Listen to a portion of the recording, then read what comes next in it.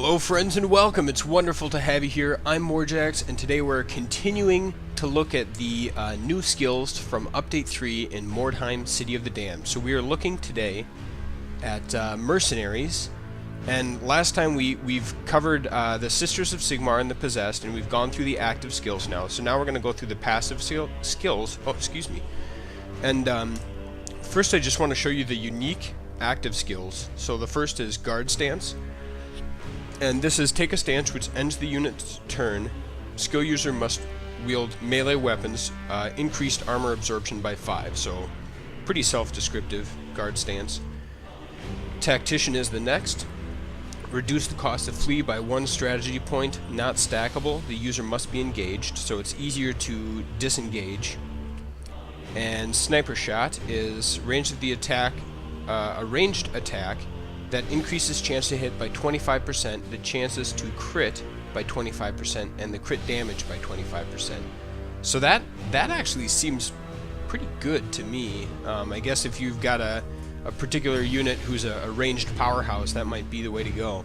Let's take a look at this here. We've got Swift Reaction, which I think is one of our unique skills. So that is increase the parry chances of the user by 10% after a successful parry. The cost of the next counterattack is reduced by 1 offense point. The next action taken must be a counterattack or the effect is lost. Straightforward enough. Okay, next is Combat Expertise. Skill user, when the skill user is engaged with 2 or more enemies, he gains a 5% bonus to dodge and parry attempts, not stackable. So that seems okay. Ideally you don't want to be engaged with 2 or more enemies, but okay, fine. Next is Hunter. Every time the shoot or aim action is used by the skill user, he has a 20% chance to recover 1 strategy point. That seems okay if you are working on being mobile. Flawless Positioning is reduce the chances of a skill user being dealt a critical by 5%. So it's just a 5% crit reduction, 10% for the mastery, that seems alright. I'm going to actually jump out before we do the special skills, and I want to go in, look at this guy, what a goon. I want to go into the spells here, and we'll go through those. So first one up is Lightning Strike. This is just a kind of a fireball type of thing. You deal 16 to 21 damage, bypasses armor, and the mastery has longer range, does more damage, and has less chance to backfire. Next is Blinding Light. I've been pretty underwhelmed with this. I feel like usually he's right in the fray, and it's centered on himself, so it seems like you hit your own guys just as much as you'd hit the other guys. So I haven't used this much. But, and it does target enemies, everyone, friends and enemies. So the effect is reduce the following actions by 15%. Lockpicking, melee, ranged attack hit chances, dodge, parry stances, perception, spell casting, and it doesn't stack. So apparently there's lockpicking. I don't think we've seen any of that yet, but I don't know. I've been kind of underwhelmed with that spell overall. Let's keep going here. Curse of Rust is the next one up. Reduces armor absorption of the victim by up to 20%, not stackable. Mastery is 40%, which is pretty good. That seems nice if you are going up against a really heavily armored guy, or maybe you keep this in the back of your pocket for, you know, when you do go up against a really heavily armored guy. Armor of Lead, reduce movement distance by 2 meters, reduces the chances of climb, leap, jump down, or dodge by 25%. So that just slows down the target, seems like, which is, I'm not impressed. Dispel is remove every active spell effects, doesn't affect Cheech's Curse, Divine Wrath effects, or item enchantment. Cheech's, I need to learn how to say that. That's very difficult. I believe he is the god of chaos, so it's no wonder his name's so hard to describe. Fireball is up next. And this really is, I mean, you've got your lightning bolt and your fireball, so this is 10 to 15 damage, which bypasses armor and bypasses armor absorption, pardon me. And this is everyone within a 5-meter radius, whereas this is a single enemy. So it's not clear to me whether that's 5 meters around myself or whether that is splash damage around. I think a lot of times the fireball spells in other games have splash damage, whereas lightning strike is independent. But anyway, enough about that. Let's move on to our passive skills, and what we're gonna do here is the first 1, 2, 3, 4, 5 of them, and go through a couple of these guys here down in the bottom left, the stats, and then we'll finish up with Skaven, and that'll cover all of the skills. So I know it's a lot of talking, but there's a lot of skills, so I want to convey these to you guys. I haven't been able to find a lot of resources on the web describing these skills, so I really wanted to make these videos here. So alright, let us start in. First one up is Blitz. Increase the this is in the strength tree. Blitz increases the distance charged during ambush attacks by 3 meters, so you get a longer charge, which is kind of nice if you do charging.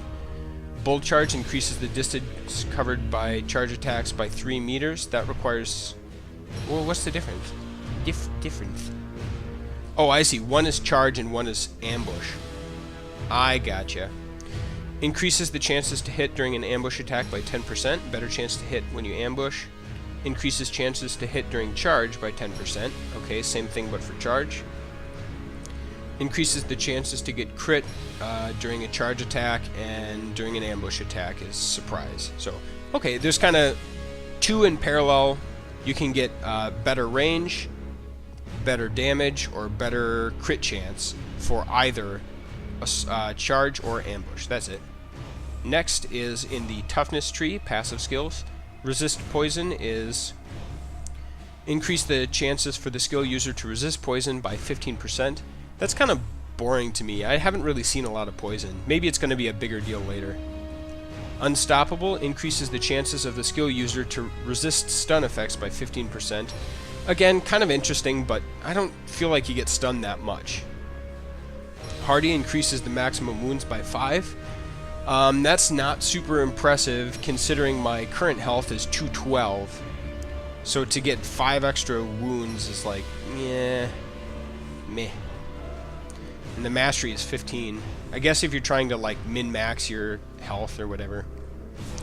Quick recovery reduces the loss of strategy and offense points when recovering from stun by 1. That actually is kind of handy if you find yourself getting stunned a lot. And the mastery is reduces the loss by 2 of each, so that's like almost no effect. I can't remember offhand whether it's 2 or 3 of each that you lose, but it can be quite harsh. Resilient is up next. Reduces the chance of the skill user to be victim of crits by 10%. Mastery is 20%. So that seems okay. I feel like there's probably other ones I'd rather go for, but that seems alright, because crits can really hurt you bad. And they hurt your morale too. Alright, now we're on to the agility tree. Jump Expert is increased jump down chances by 15%. Leap Expert is the same for leaping. Acrobatics says when fleeing, increase the melee resistance of the warrior by 5%, and mastery is 20% when fleeing. So that's pretty good if you do fleeing, but hopefully you never will. Climb Expert is 15% chance to climb. Avoid is increased dodge chance by 10%. Mastery is 20%. Quick Draw reduces the cost of switch weapons by 1 strategy point, and mastery is by 2. So this avoid seems like kind of the star of the show to me. Increased dodge chances.